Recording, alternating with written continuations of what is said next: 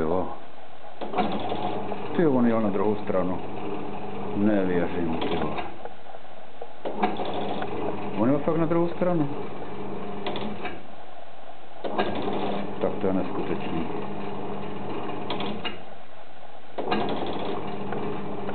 Teda. To se mi doufám nestane, ty vole. To by byla hrůza. To jsem nepochopil.